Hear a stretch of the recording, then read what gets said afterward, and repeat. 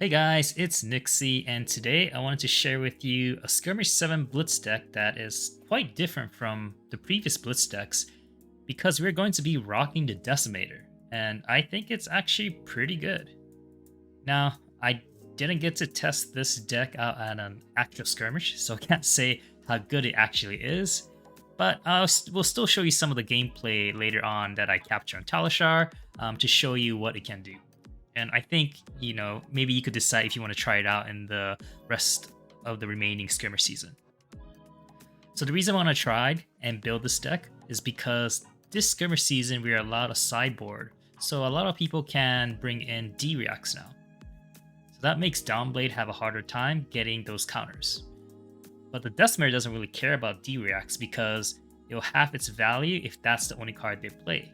So that makes like a sink that they play from Arsenal that blocks only from 4 to 2. That's really good. Well, what about if they play an unmovable or a shunt and they're expecting to block 6, but it gets shut down to 3 block? And that's so strong effect, right? So to take advantage of its effect, we want to be grinding out games to gain value each turn. So that's what this deck is going to be built around, making our Decimator keep on swinging and making the game last long. So let's go over the cards and the idea behind each of the cards that I picked, and then follow up some of that Talishar gameplay and show it in practice. So to start it off, let's talk about the D-Reacts, because D-Reacts naturally have really good defensive values. So by having it in our hand, our blocking power is really increased, and that means that opponents aren't able to hit us, get those on-hit effects, and we're able to extend the game so we could keep on swinging our Decimator axe. So what we have here are the Sink and Fates, the very standard 0 for 4s, and then we have our Warrior defensive reactions, the Shunts, just the red and blue. Being able to pay for it with the Tunic is very great value. It could be a Tunic resource for 6 or Tunic for 4. So very strong. And then we have our unmovables, just the blue, not the red, because the red, I don't think you need it. That might be too much defense reactions. And the blue is just nice to be able to pitch. And then we also have our 2 Oasis Respites, just really good value as well, being able to pay with Tunic, gain life if you're lower, and also for the Kano matchup, it's very strong. So by having this package, we were able to, again, just extend the game, and we were able to keep on swinging. So that's the reason we have these cards. So let's start talking about our blue cards that we have in our deck.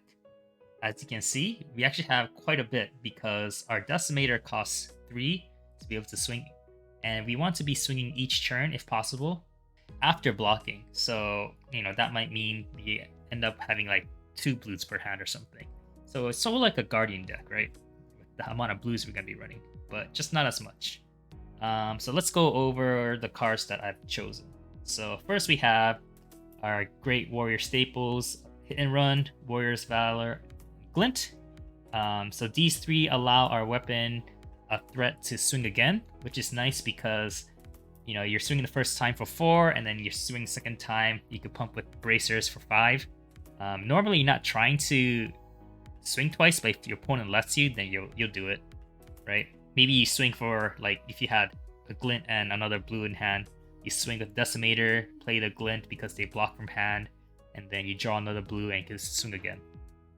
So that's why we have those. And then we have some power cards, Overpower and Fell Swing. They both will be able to be +4 with the Overpower if they block from hand. For a cost of 3, so that's pretty nice. And they're all 3 blocks. And then down here we have some generic blues. We have This Round's on Me, pretty good for that -1 damage counter on opponents when they target you, so good against Kodachis and such, and maybe dragons, Spectral Shields as well. Warmonger's Diplomacy, another new staple now. Brothers in Arms, just because we could pump it up to 4 block, which is nice. We have our Heart right here, just a staple, so you'll be able to gain life back. And then we have 2 last-ditch efforts, because if the game does end up being fatiguey and very long, these could come in to seal the deal. And then I also have 1 snag I want to try out, because I feel there's so many attack reactions people are playing right now in this format. And also cards that naturally gain pumps from like maybe Chain with their cards that they could play from Banish, or Katsu with their pumps that they could get from cards. I'm just trying it out. Also stops rouses and pummels too. So, yep. So with this, we have 2, 4, 6, 8, 10, so 20, and then I think we had some other cards from the previous one, I think 4, so around 24 blues total. All right, and then we have our reds and 1 yellow that we have in our deck. These are going to be our power cards. So we have Fell Swing, which is now +6 for 1 card or for the blue. Very strong, just big damage. So if you use this in Axe, that's 10 damage. That's a lot. Then we have Sharpened Steel, +3 damage, so makes our Axe swing for 7, and this doesn't cost anything, so you just need 1 blue in this card to be able to swing for 7. We have Where's Valor, red. This is not as good as Sharpened Steel, but just the threat of having Go Again is nice. So if you have extra resource to do this and you have maybe 1 card left, or even you have 2 resources and a tunic floating, you have to block this out or you're going to be swinging again. And to block it out requires 3 cards. Because if it's just 2 cards, that would be like 2, 3 blocks would become a 5, so not enough. If you have a 3 and a D-React for 4, the 3 gets cut down to 2 and the D-React for 4 is only to 6 blocks, so this will still hit. So that's why this is here. Then we have Drone Brutality, just a strong card for the Fatigue matchup. You can use this to block or also pop for the Illusionist attacks. So that's why this is here. And we have our Sigils to gain life, because you want to drag out the game. And then 1 Overpower to seal the deal at the very end, because people don't expect it.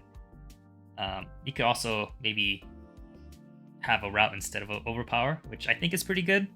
I want to see if I could fit a route in this, because if you swing Decimator, they block with 2 3 blocks. So 1 becomes a 2 and another 3.